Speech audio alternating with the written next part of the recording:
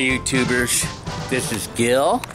So on this video, I'm going to talk about how would I compare early 80s versus like the late 80s on all aspects. Well, like a quick one. If I can remember, early 80s, like say 1980 and 81, you know, that was like the 70s vibe right there. You know, back in the day,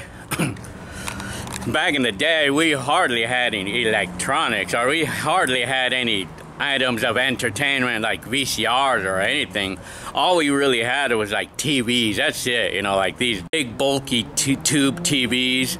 And some of us had console TVs, you know. We had one as a kid. I know in the early 80s we had one. We had a console TV. My dad paid $1,000 for this 25-inch console TVs, you know. Console TVs was kind of like the thing in the early 80s, you know. And then of course the tube, any of the other. But you know, VCRs was not something that very many of us had. You know, very few of us had VCRs in the early 80s. And also, like early 80s, black and white TVs are pretty common back then. It's like, it was pretty common to come around family members who had black and white TVs, you know, and not too many people had more than one TV in the house, but I do know that black and white TVs are pretty common in the early 80s, a lot more common back then than it was in the late 80s, because like color TVs were very expensive compared to a black and white. For an example, you were able to buy like a 19-inch black and white TV, I think for probably about $100, $150 maybe, I'm guessing, or maybe up to $200, I'm guessing, I can't remember. But I do remember we had one of those. We had a little 19-inch black and white TV back in the 70s. I know that, but I do know like a little black and white, 13-inch black and white TV was like $100, if I can remember, back then. And versus like the same size color TV, it would have been like $250, you know, like a big difference. It was a big difference in price. So back in the day, black and white TVs were pretty common, and I know we had one as a kid. I know we had one, but it was considered luxury to have any TV, more like in the early 80s, you know. And also, you know, most of these TVs, they all had the little knobs. Many of these TVs back in the day, in the early 80s, I would say probably half of them did not have remote controls, you know. It's like the ones with the remotes were quite expensive to buy back then, and of course you're not gonna find a black and white TV with a remote back in the days, you know. It's like it was common to see these knob TVs, the ones that you mechanically tune it and stuff.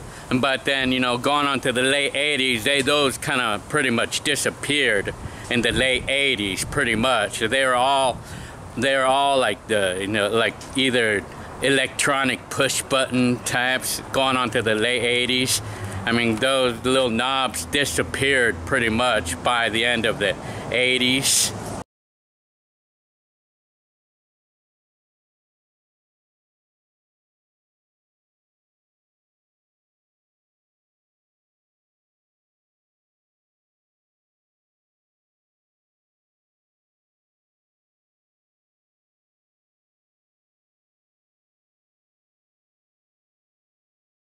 And then also, you know, like the tape recorders and stereo equipment was very primitive back then, you know, pretty primitive compared to the late 80s. But I mean, and as far as people is concerned, people, like, as far as I can remember, people were more into going outside and playing, you know, like people like was more announced to go outside and play and interact, you know. I mean like it was at the point where many of us had landline phones, and yeah, you know, in the early 80s fewer people had phones back then than they did in the late 80s. And also in the early 80s, we did not have any of those wireless phones. I'm not talking about cell phones. I'm talking about wireless handsets, you know, like for the landline. We didn't have those in the early 80s, or like not that I can remember of, but I do know that in the middle 80s we started seeing more of those, but they were pretty expensive to buy back then, as far as I can remember. But in the late 80s, you know, apparently we did have one, but they weren't really that reliable. You know, the wireless phones were not that reliable, so we just stuck with the landlines, like the ones without the antenna, you know, so that's then, you know. But anyway, I mean, not too many of us had answering machines, you know, for that matter, like things like that, you know, because technology was not advanced enough, I would say. Well, they did have them, but it was probably just very expensive, you know. I know console TVs was a thing.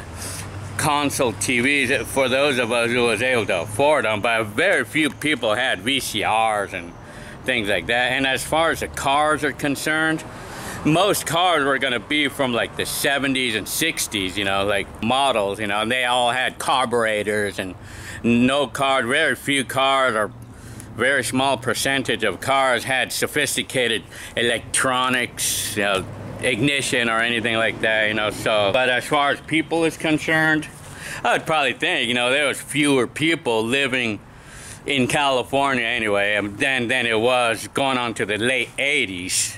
If we're talking about how you call it, what else can I say?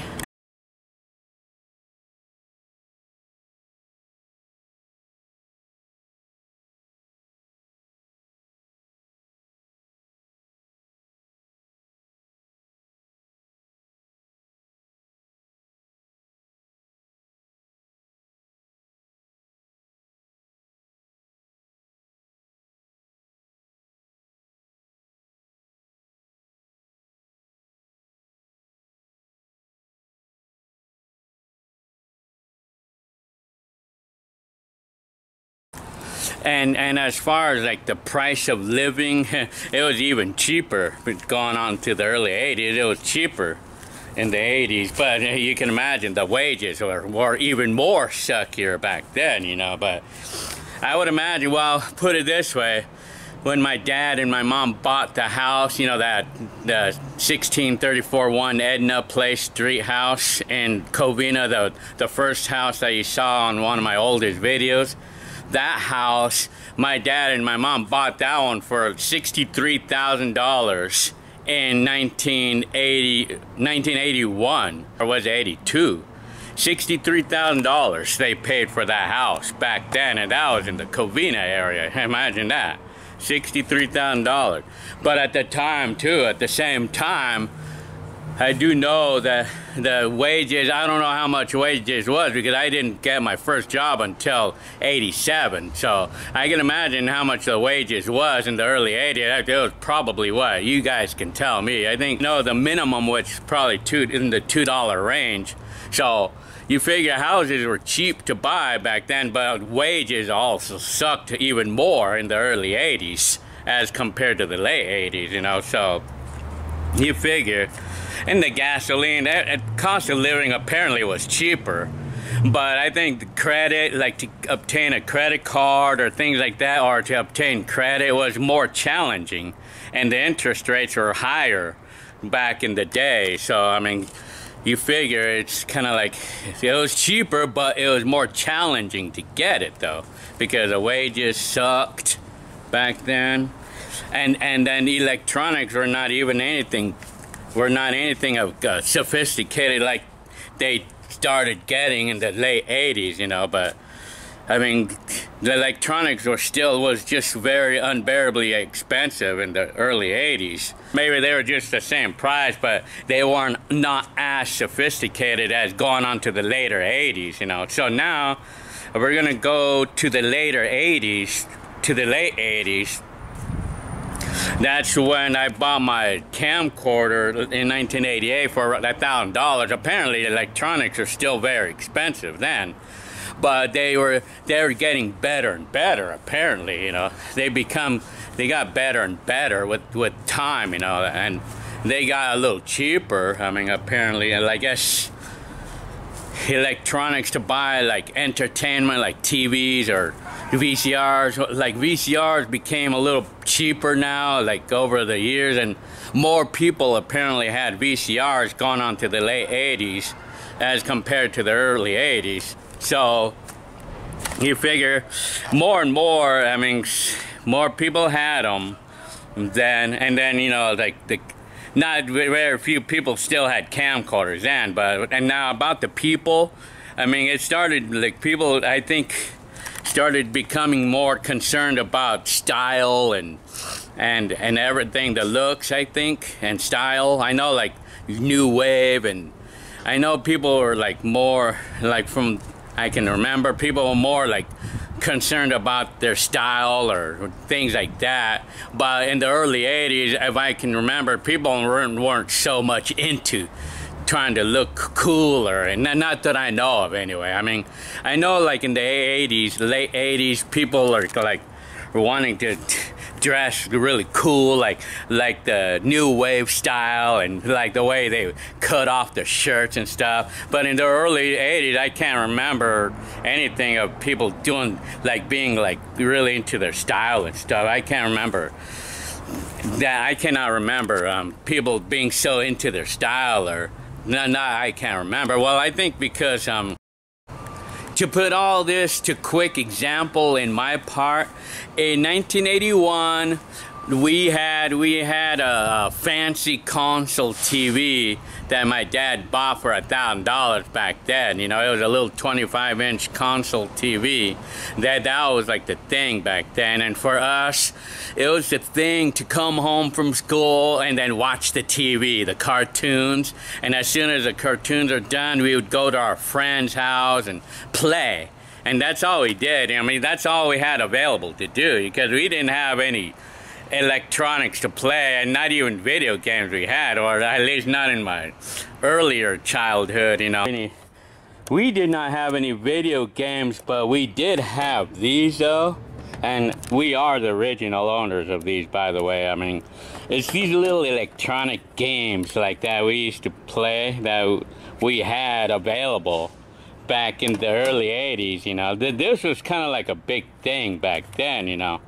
I don't remember. I think this was like 30 bucks, you know, $30 back in the day. But all it has is these little LED light, the little light bulbs in here. I mean, I don't have a battery in here to show an example, but I mean, I could play the, but you know, this is what we had available, and we did have this, and I am the original owner of this one, or at least Hector is anyway. We had this, and then we also had a more sophisticated electronic game as well. It was called the Cosmic Combat.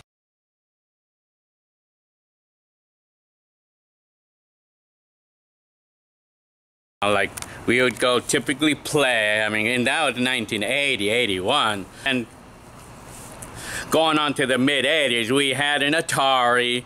Well, we had an Atari, like, going on to 1981, 82. We had an Atari, and that's what we had, and that's all we really had. And so we had the TV and Atari, and sometimes we would have friends coming over to play the Atari, but not too often though. But we still played more. We still went outside and interacted with friends back then.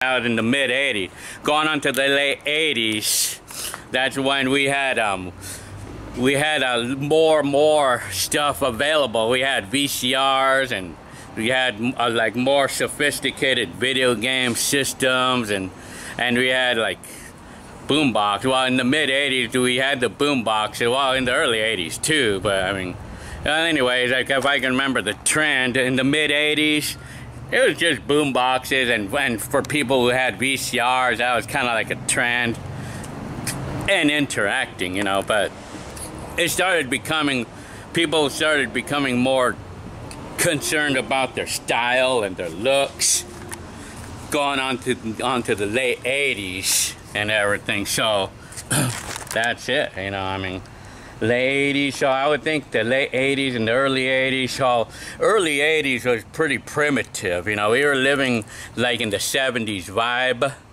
from that point on, like on that time, and it was more primitive, so to speak. You know, we had fewer things available for us to do. I mean, as far as like electronics is concerned, so all we had more available to do was to go out and interact with friends and play baseball, like in the streets, or football, or whatever. I mean, that's what we used to do in the early 80s. And then going on to the mid 80s, we had more things like VCRs. We had more VCRs and more Atari and Nintendo. We had a little bit more of that, but we were still interacting with friends and stuff. And going on to the late 80s, we had even more VCRs and more video games and the later game system. So a little bit more people are being more into those than interacting, but still, we still had interaction. So it was just, I would say the difference between the early 80s and the late 80s was, the early 80s was just more primitive. It was more, apparently more primitive timing, more primitive living compared to the late 80s.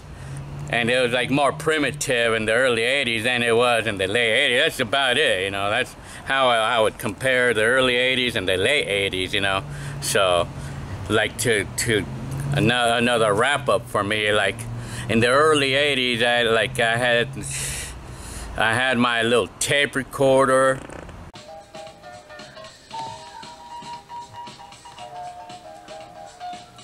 This is so clean.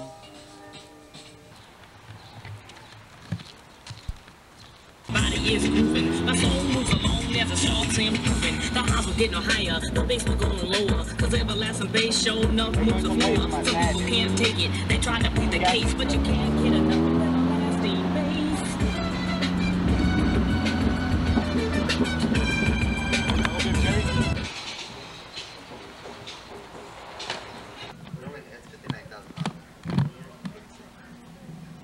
All he tries to work, and that's basically all he uses. Let's see it being an act.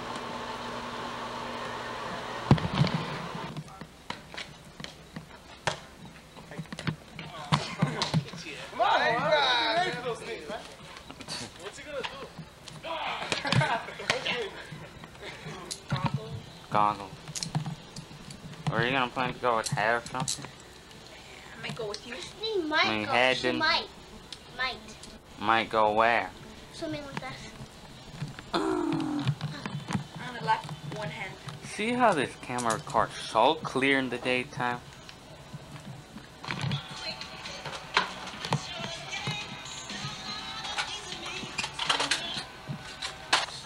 It makes it sound a little better.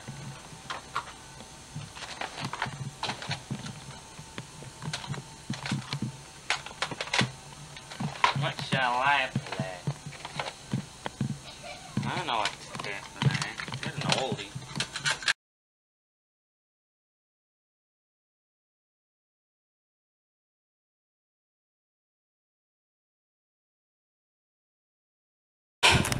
Well, I can show you a quick example on how things looked in the early 80s going to the late 80s. So like the early 80s, this is what like the boom boxes and cassette recorders look like. You know, it was like, this was pretty common.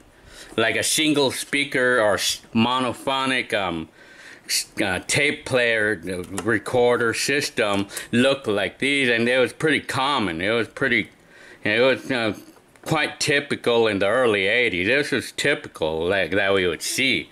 And then, you know, we had these too. This is how they typically looked. And this is like the 70s vibe right here. Very 70s.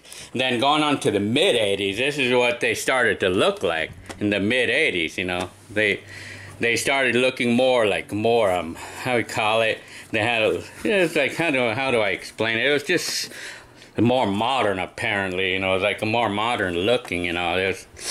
And then they started, I guess in the mid 80s they started to strip down like some controls. They started to strip down like the bass and the treble, and started putting cheap tone controls and stuff, you know, like.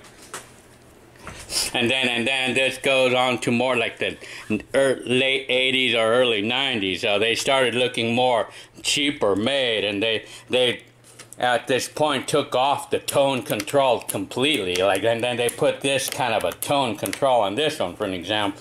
They started stripping down features on some of the newer boom boxes, like gone on to the 80s, late 80s or early 90s. They started stripping things down like this, you know, like the mid 80s and the early 80s. They looked more nice. The radio dials looked more nicer back then. But then they started stripping down like the look, you know. And as far as the cassettes is concerned, this is the example. Early 80s, this is what the early 80s cassettes look like when you'd buy them new. Like, well, this is not new, of course, but I mean, when you'd buy cassettes, this is how they used to look, you know. Like, they spent more time like making everything look nice and everything. They put more detail onto how they drew out these covers, or how they put these labels and stuff, you know, and then the label and everything. And then apparently, and then going on to the mid 80s, they started taking more things off like this. Instead of like making a nice drawing, they made it look like this. So it was cheaper. They were becoming more stripped. And then these cassettes, you know, like, I mean, and then there's how these cassettes, for this instance, for the mid 80s look like. They look pretty neat and all that stuff still, but I mean, they did noticeably make it less neater, or less cooler. And then going on to the late 80s, like the cassette manufacturers like pretty much completely stopped making nice drawings, you know. They completely stopped making nice drawings on their representation of their brand and stuff. I mean, in the early 80s, like this cassette, in the early 80s, they used to make them look really nice and stuff. But going on to the late 80s, they completely stripped everything down, as you could see it. I mean, and then these, like this is to the point where you put on your label. Now you have to affix your label now. Like, they completely removed the labels and stuff. This is like the new wave style in the late 80s. Remember those? So this is the example, you know. And then, well, I can just show you another example of some of my cassettes, you know, like these cassettes here. This is from the, you know, this is from the, like, going on to the TDKs. They're going past the middle 80s. It's going on to like 87. See, they started becoming less neater. Like, they started to take off more of the drawing. The more years that progressed, the more they took off, or the more they stripped on the drawing of it. And then apparently these look a little less nicer as compared to like these, you know, like these looked more neater, or these look like something that they took more time on making them neat, while this one looks a little bit, well, I mean it's like this, like it's a black cassette.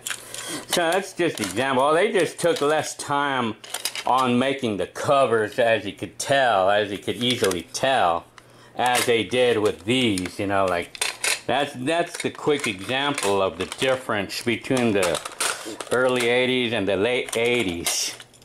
So I mean, and then the late 80s or early 90s, boombox, and then going on to the mid 80s, and then the early 80s, you know, 70s vibe right here, you know.